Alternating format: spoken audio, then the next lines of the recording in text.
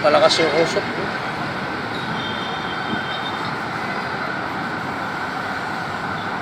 Sa baklaran na yung usok na yan. Yung sunog na yan. Dami pa naman tao dyan.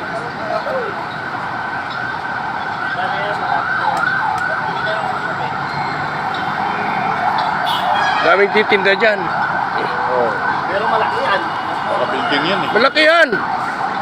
Laki ng usok na yan, oh. Malaki na ng sunog na yan. Nandiyan ang mga tambakan ng tsinela, sapatos, damit. Nandun na yan.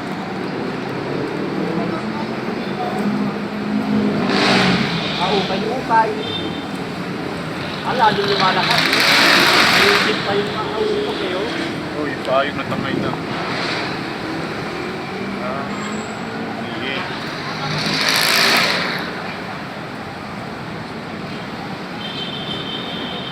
Lakas, oh. Palakas ng palakas yung usok, oh. Yan, oh. Oh. Basta umitim yan. Pag medyo maputi, may tubig na yan.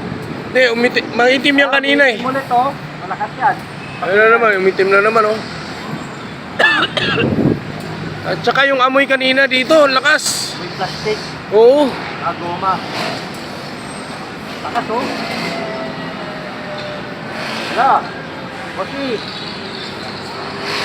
may tunog dito sa Baclaran na malayo ba sa atin?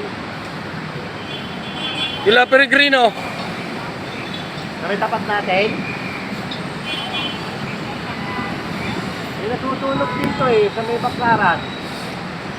Hindi ko lang alam kung malayo doon sa atin sa tindahan o malapit. Pakitip mo ka.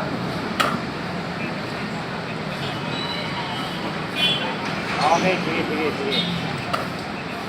Yung heritage, oh. Yan ang heritage, oh. Ah, yung heritage na yan. Ayun yung sunog, oh. Sa likod ng building na yan. Ang Baclaran nandyan, oh. Yan, Baclaran niya yan. Likod na yan. Abangan na lang sa balita. Malaking sunog sa Baclaran. Malalaman sa balita.